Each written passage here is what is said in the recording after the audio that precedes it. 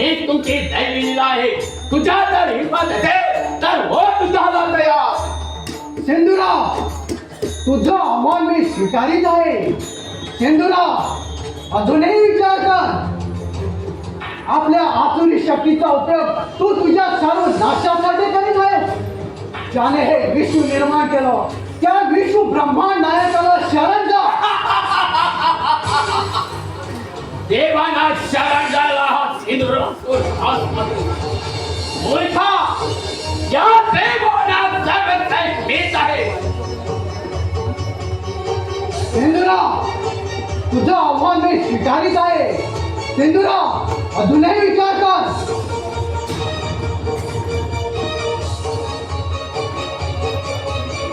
सिंधुराव, आता मी आव्हानाला सिद्ध आहे.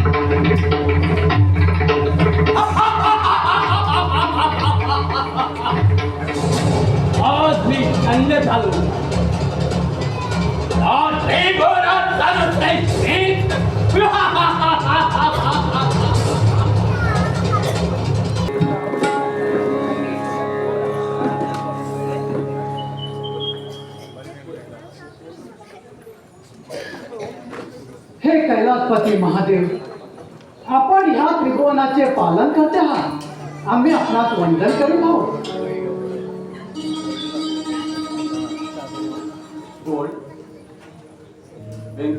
वैकुंठाधिपती आणि सृष्टीकर्ता ब्रह्मदेव, तुम्ही इथं येण्याचं कारण काय आहे ते मला निसंकोचपणे सांगा. मी तुमच्यावर प्रसन्न आहे. हे दयाघना, साऱ्या विश्वावर दैत्य सिंधुराने देवांना त्रास द्यायला सुरुवात केली आहे. दैत्य सिंधुराचा नाश आपल्या अंशातील पुत्राकडून होणार आहे. पण आपण राग आणि दैव योगात जात आहात. त्यामुळं सृष्टीच्या परिस्थितीचा आपणावर विसर पडला आहे. मी आणि ब्रह्मदेवानी पत्नीचा स्वीकार करून जगाच्या कार्यात सुरुवात केली आहे. आणि आपण कोणातरी स्त्रीचं पाणी ग्रहण करून जगाच्या कार्यात सुरुवात करा. महादेवा, देवांचे संकटे नाहीशी करणारा तूच सर्वांचे कल्याण करणार आहे. भोलेनाथा, आम्हा सर्वांवर कठोर संकट पडले असता अशा कैलासगिरी ध्यानमग्न का विश्वचालका, विश्वाच्या भल्यासाठी आपण योग्य भार्या पाहून तुझं पाणी ग्रहण करावं. ब्रह्मा, विष्णू, तुम्ही मला प्रिय आहात. तुम्हा देवांना पाहून मला आनंद झालाय. तुम्ही जगाच्या कार्यात तत्पर आहात हे फार चांगलं आहे. पण मी तुमच्या सांगण्यावरून विवाह करणे हे योग्य नाही. मी अशुभ अमंगल रूपाने राहतो. विवाह एक बंधन आहे आणि त्या बंधनाची गोडी मला नाही. स्वार्थासाठी मी विवाह करणार नाही, पण जगाचं हित असेल तर मी नक्कीच विवाह करेन.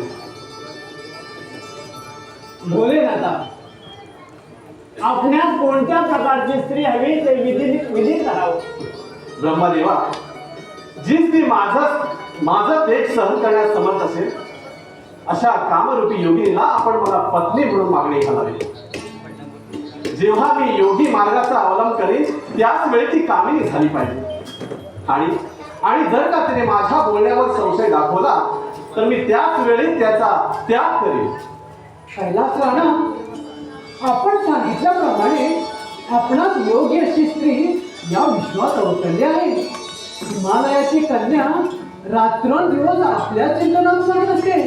ती परम शुभभक्त असल्यानं आपणाला प्रसन्न करण्याचा तिनं निर्धार केला आहे. तीच आपणास योग्य आहे.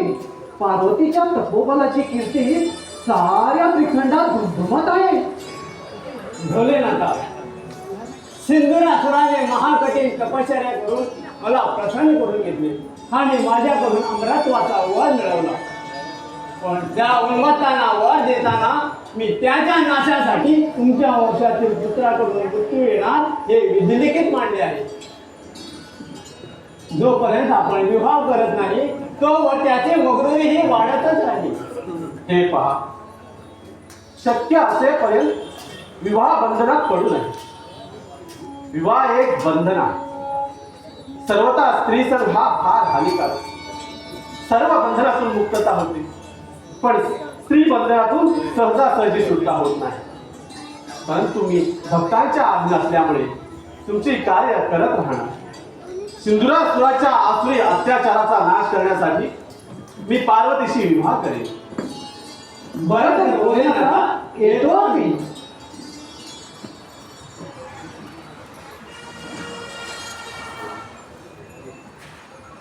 अरे, या दैत्याने जर विश्वाची सूत्रे आपल्या हाती घेतली तर या विश्वात ईश्वर न राहता दैत्य आपल्या आसुरी शक्तीच्या बळावर या ब्रह्मांडाचा विध्वंस करतील. मग राहील ती फक्त सृष्टी. म्हणूनच दुष्टदानवा शासन करण्या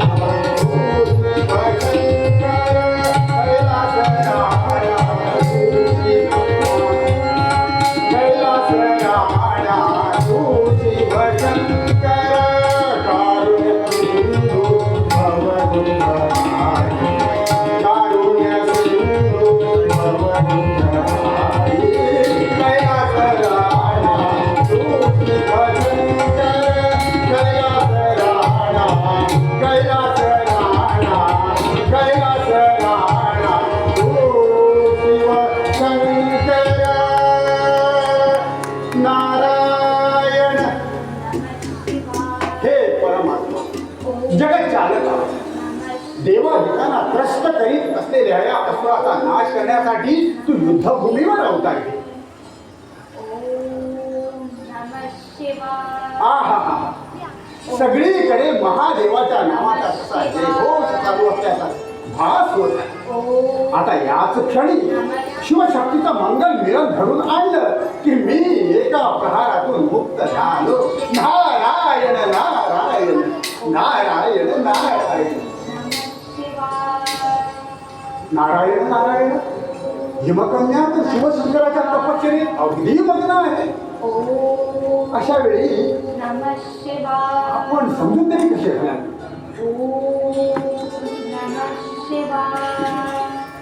त्रिभुवनी माते माते, आपण या घनघोर अरण्यात शिवाची आराधना करता हे पाहून फार आनंद झाला.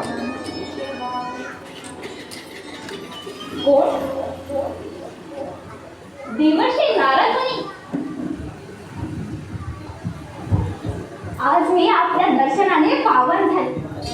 नारद मुनी, माझ्या मनातील साऱ्या इच्छा पूर्ण व्हाव्या असा मला आशीर्वाद द्या. देवी, तुमच्यासारख्या जगत जननीला मी तो काय आशीर्वाद देणार? तुम्ही तर या त्रिभुवनाची जननी आहात. भगवान शंकरावरील तुमची भक्ती पाहिल्यास शिवशंकर तुम्हाला नक्कीच दर्शन देतील, या तिळमात्रही शंका नाही. नारद मुनी, अमृताचा कुंभ मी मोठ्या प्रयासाने ओठाशी नेत आहे, पण अवचित तो खाली उतरून त्याचा चक्का सुद्धा होणार नाही ना.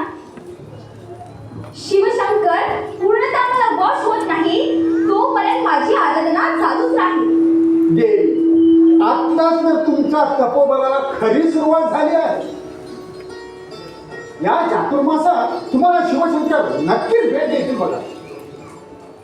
मुनिवर्य, आपले बोल इतक्या लवकर प्रत्यक्षात उतरेल असं मला वाटत नाही. हा योगायोग अशक्यप्राय आहे. नारायण नारायण माते, अशक्यप्राय असेल पण अशक्य नाही. या नारद मुनीच्या मुखातून निघालेली वाणी कधीही खोटी ठरत नाही देवी. बरं ते देवी, येतो मी.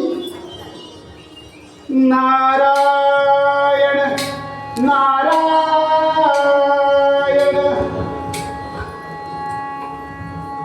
ओम नमः शिवाय. ओम नमः शिवाय. ओम नमः शिवाय. ओम नमः शिवाय. ओम नमः शिवाय. लाख निरंजन, ओम लाख निरंजन. नमः शिवाय. सुंदर, ओम अति सुंदर. नमः हे साध्वी शिवाय. चिंतनात मग्न आहे.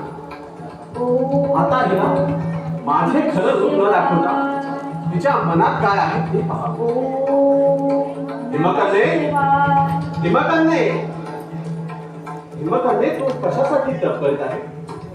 कोणत्या देवाची इच्छा करतेस आणि काय हवंय तुला? बोल.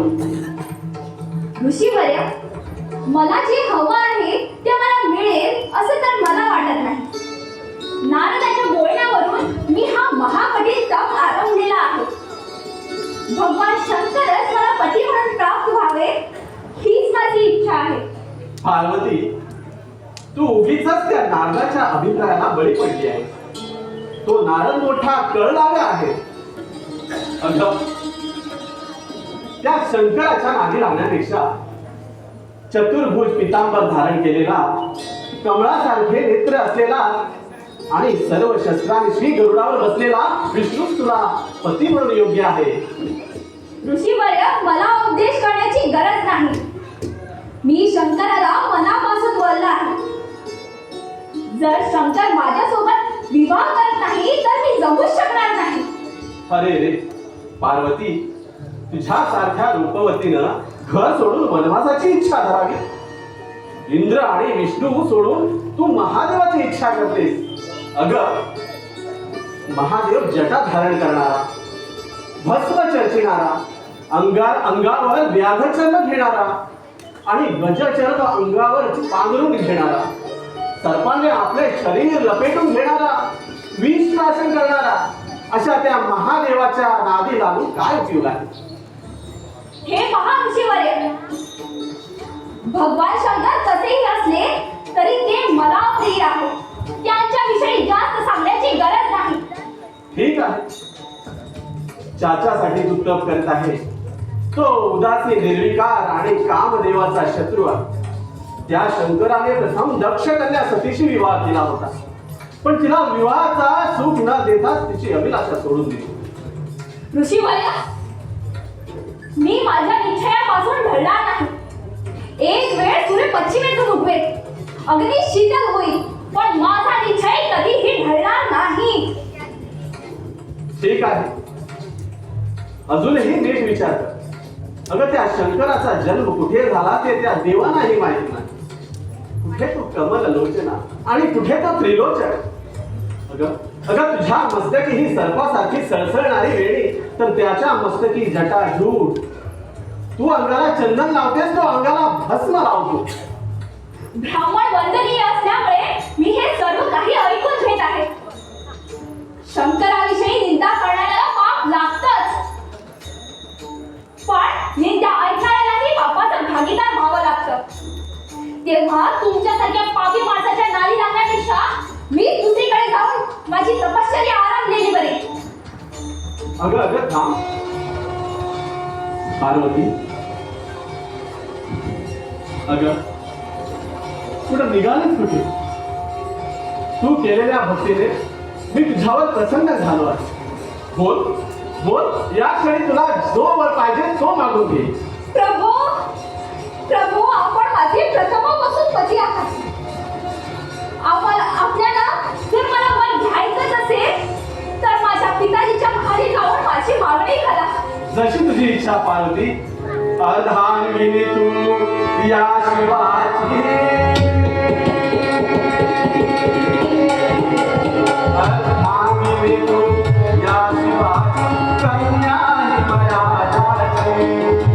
अर्धांगिनी तू या शिवाची, कन्या हिमराजाची. असुर शक्तीच्या मर्दनासाठी, असुर शक्तीच्या मर्दनासाठी माता होशील तू, माता होशील तू.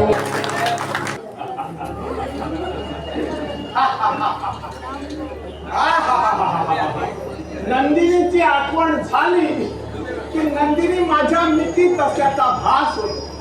सुंदर, अति सुंदर तिच्या ओठावरील तरंगती लाली, सर्वांग सुंदर कोमल तनू आणि लचकत घुमकत लचकत घुमकत चालणं आणि तिच्या गोड बोलण्याने माझ्या हृदयाला गुदगुल्या होतात.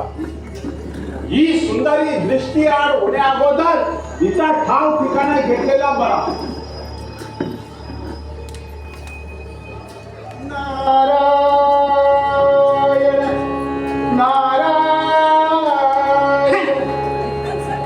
हा नारद मुनी इथं कशाला आमच्या प्रेमाच्या बाजारात?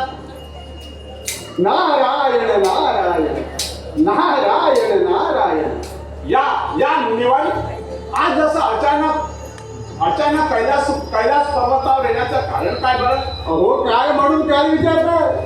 तुमच्यासारख्या प्रेमवीराचा क्षेमकुशल विचारण्यासाठी मुद्दाम आलो मी या कैलासाच्या मागे. मुनिवाई, आमचा कसला शेठ कुशाल विचारतात? त्या कैलास पर्वतावर शेठ राहिलं बाजूला आणि सगळीकडे अकुशालच होत आहे. हे हो कसं काय? तर मग ऐका नारद मुनी, कैलास राजाचे भूषण नंदी हा तर आपल्या अनुशासनाचा कडवा. त्यांच्या विरुद्ध कोणीतरी बोलण्याची दांडगाई केली तर त्याची ते गय करणार नाही. आमच्या राज्यात प्रेमाच्या प्रणयाला सक्त बंदी आहे आणि ती तर करतो प्रेमाच्या आठवणी. नारायण नारायण. हा प्रेमवीरा, हा सावकाश. तिथं जाईपर्यंत गळगळीत होशील. तुझं ते रूप पाहून मला की नाही असं वाटतं मला की नाही असं वाटतं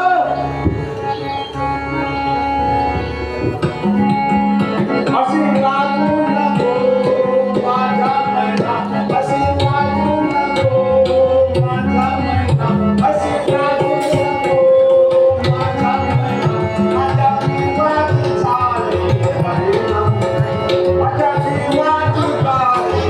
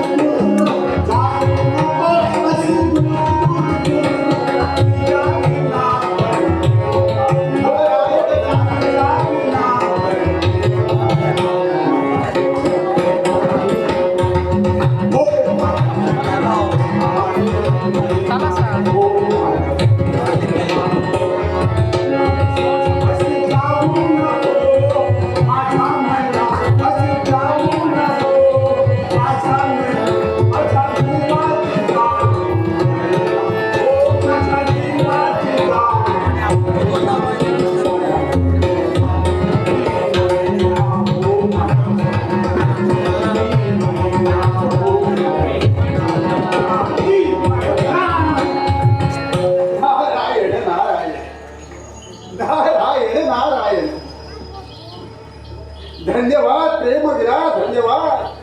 तुझं हे असं प्रणय कथा पाहिलं की मला अति आनंद होत आहे. धन्य धन्य तुझा प्रेमाचा बालक. नारद मुनी, आमच्या नंदी महाराजासमोर प्रणय म्हणजे काहीतरीच पाहिजे.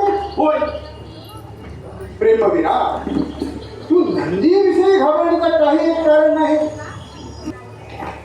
आणि शिवशंकराची भेट घेऊ. होय, होय. चालेल ना? होय, होय. चल, मग चल, चल.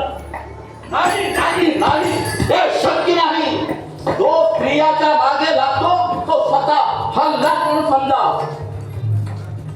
नारायण नारायण. नंदीकेश्वरा, मने असा संताप करून काय उपयोग आहे? हा पुष्पद प्रणयाचा समचंद टाकणारा, तर तुम्ही त्यांच्या विरुद्ध नियमाचे कडवे समर्थक. नंदी महाराज, एक वेळ या पामराला क्षमा करा, क्षमा करा. मला काहीच कळत नाही. आज बायकांचा विषय निघाला की हे एवढे का रागावतात? अरे पुष्पदेवता, हा नंदी महाराज अनुशासनाचा कडवा नासा त्यांना कुठं माहीत प्रेमाचा प्रणय. दादा, तुम्ही कुणाला पहिलं मागणारात? या नंदीकेश्वराला. नंदीकेश्वरा, तुम्हाला हो कोण बैनोबा म्हणे? तुम्ही तर या कैलास राज्याचे भूषण आहात, भूषण. आणि पण प्रेमाच्या बाबतीत जरा मागेच आहात. नारद मुनी, मुनिवाई, मी माझ्या प्रणयाला खूपच भुकेला आहे व भुकेला आहे. हा हा हा हा, प्रणयात तू खूपच पुढे गेला आहे. पण नंदीकेश्वराच्या न्यायासमोर कोणीही प्रेमाचे टाळे करू शकणार नाही. अहो नंदी महाराज, आपण कोणत्या विचारात आहात? अहो मंद मंद चालणं स्त्रियांना शोभतं, तुमच्यासारख्या भूषणाला नव्हे. नाता माझ्या चालण्यावरून माझ्या गुणाची तारीफ करू नका. या कैलास पर्वता राजाचा शासन वसाहतात गेलेला मला कधी सहन होणार नाही. नंदी महाराज, नंदी महाराज, एक वेळा क्षमा करा. उठ पृथ्वीजनता आणि सरळ पहाऱ्यावर जा. नंदीकेश्वरा, धन्य धन्य तुझं अनुशासन. तुझ्यासारखे भूषण कैलास पर्वतावर असल्यास शत्रूंची काय हिंमत वाकड्या नजरेनं पाहण्याची.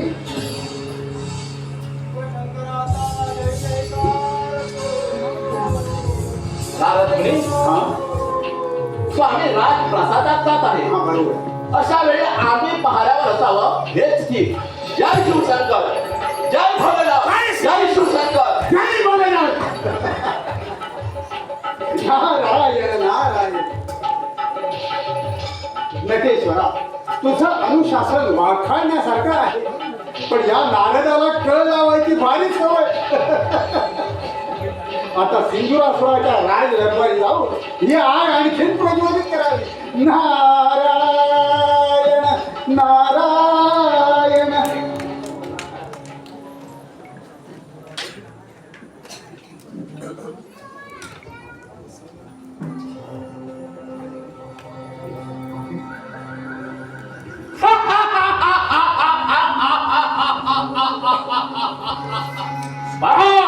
पहा देवानो, प्रत्यक्ष तुमच्या दैवी शक्तीचा पुरावा पहा.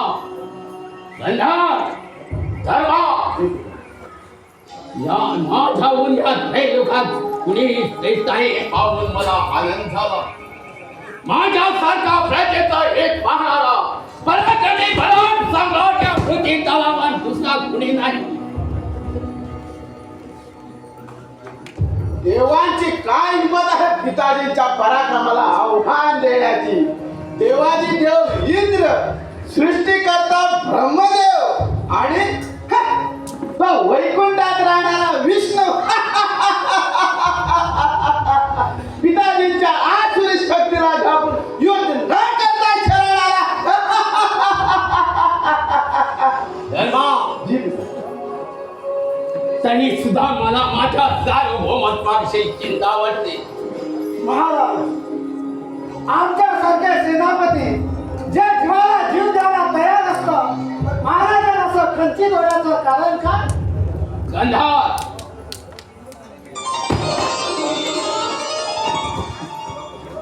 देवाबरोबर सावधगिरीनं युद्ध करावं लागतं.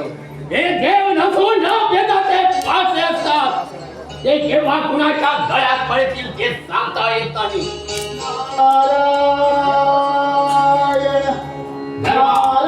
नारद मुनी कळत आहे तेव्हा देवाविषयी खात्रीचं व्रत काय आहे हे पाहावं. ठीक आहे.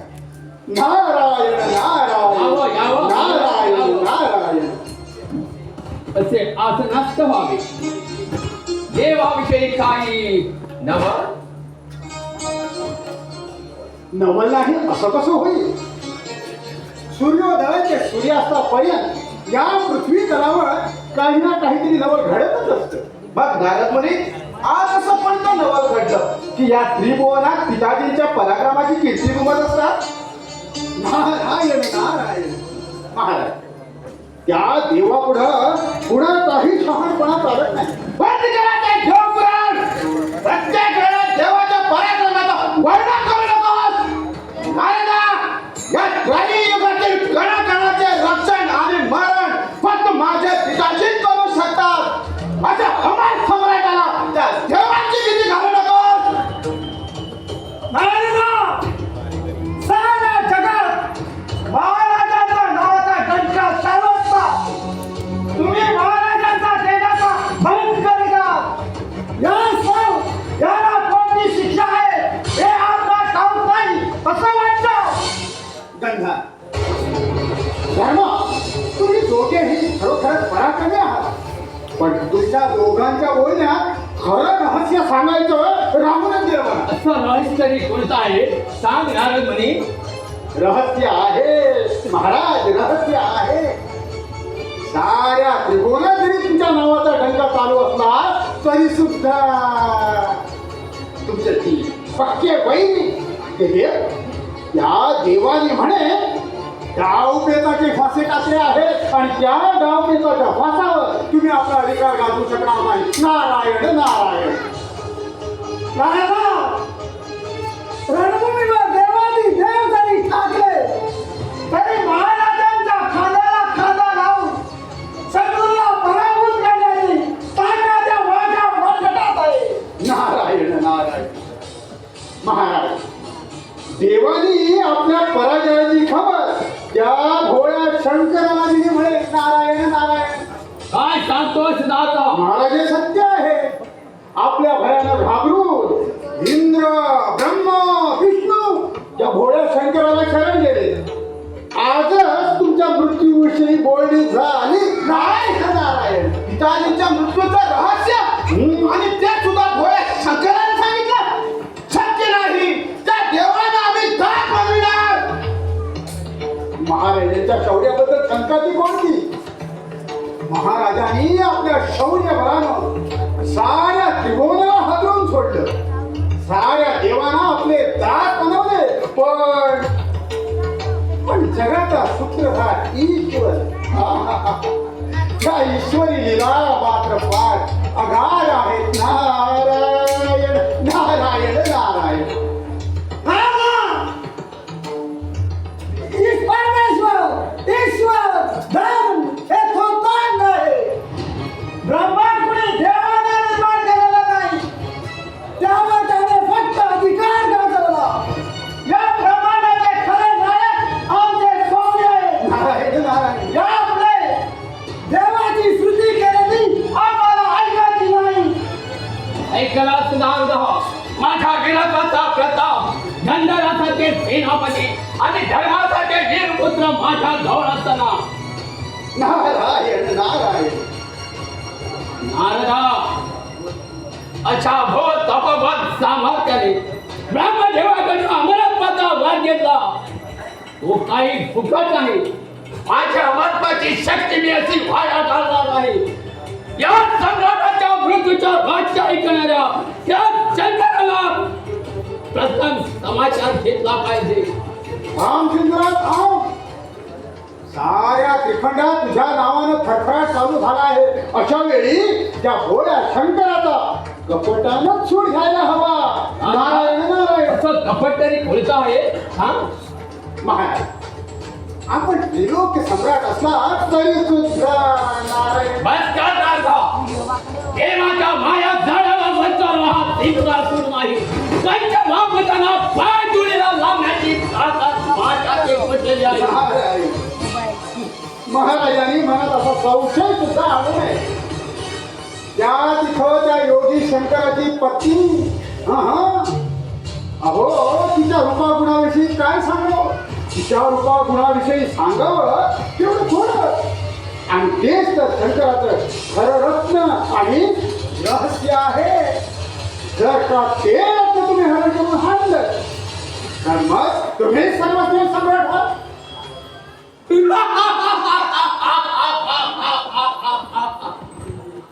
एकंदरीत तुमचा सल्ला मला योग्य वाटला.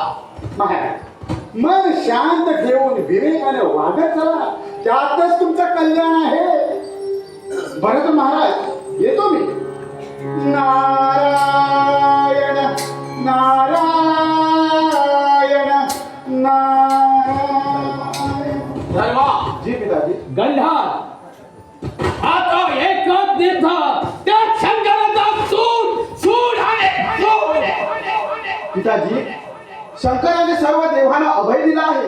तेव्हा महाराज, जोवर चंद्र सूर्य आकाशात प्रकाशमान आहे तोवर आमच्या राज्यात विलाची परंपरा अखंड राहील.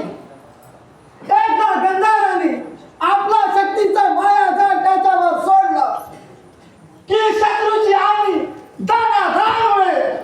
शाबास गंधार शाबास. तुझे शौर्य बल धर्मात पडवणे अचूक आहे. पण त्या कपटी देवाचा कप्ताने घात केला पाहिजे. महाराज, शंकर जरी आमच्या विरोधात असला तरी हा गंधार त्याचा प्रतिस्पर्धी म्हणून त्याच्या समोर उभा राहील. गंधार त्या भोळ्या शंकराचा समाचार घेण्यासाठी कैलासावर जाऊन पार्वतीचा आमच्या स्वाधीन करण्याची आम्ही त्याला आज्ञा करतो. पिताजी, जर त्यांनी आपली विनंती मानण्यास नकार दिला तर मात्र युद्धावाचून दुसरा पर्याय नाही. धर्मा जी पिता. गंधार त्या भोळ्या शंकराने स्वाधीन केलं तर ठीक, नाही तर संग्राम. आता सरळ कैलास पर्वतावर